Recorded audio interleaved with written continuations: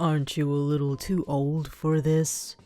Kei, you're never too old to build a blanket fort, you exclaimed, grimacing slightly at his comment. His deadpan expression didn't faze as he crossed his arms in boredom. You'll still see me trying to evenly spread a blanket over 4 chairs even in my 80s, you added matter-of-factly, making Tsukishima roll his eyes. You faced him, a wide excited grin plastered on your face. Besides, who doesn't love blanket forts? I don't. That was a rhetorical question, smartass. You frowned, continuing to place the pillows carefully inside, making small adjustments and finishing touches here and there. Tsukishima had been sitting on the couch right beside you, lazily staring as you gathered pillows and blankets from the bedroom and dining chairs from the kitchen, dragging them all the way to the living room floor. It had taken you a little more than an hour, give or take, to create this strange tent you called a blanket fort. You stood up straight, placing your hands on your hips, finally finished with everything. You backed away from the fort, smiling proudly at your completed masterpiece. You turned to face the tall blonde, extending a hand out to him. Come on, let's get in! No thanks, he said with the same blunt voice, filled with nothing but boredom. Aw, come on, Kei, you whined, pouting at the blonde boy. You crouched to the same eye level so he could face you better. Please? We never get to do anything like this at home. Don't be such a party pooper. He narrowed his eyes in frustration, before huffing a long sigh and loosening his crossed arms.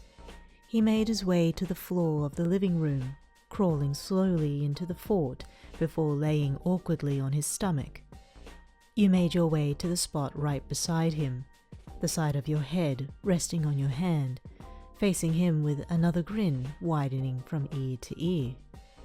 This is ridiculous. I feel like a 5-year-old. He frowned, shifting around the fort, trying to find a decently comfortable position. I can barely fit in here. Would you quit complaining? Here, I'll move the chairs a little more to the sides. You quickly shuffled back out of the fort. You know, this isn't... He turned to look you in the eyes, and when you suddenly disappeared from your spot, he saw your silhouette already outside adjusting the chairs. He grimaced irritably, breathing out another tired sigh.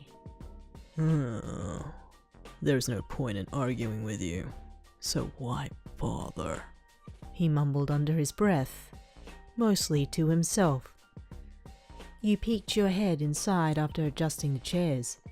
Did you say something? No. You shuffled back to your original spot beside him, patiently smiling.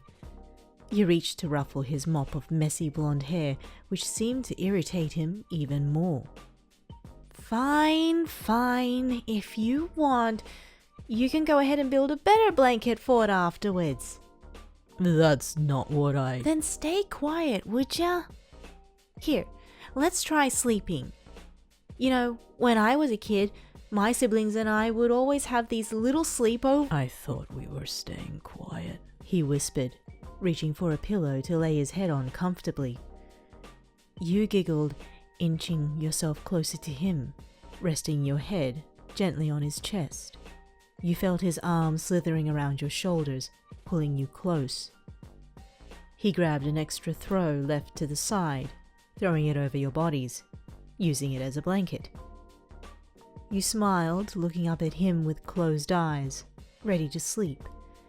You carefully reached up to pick his glasses up from his face, setting them to the side. He shifted his head slightly, moving so he would be closer to your face. You like cuddling in here, don't you? He turned to face the other way, a light blush creeping to his cheeks. Whatever.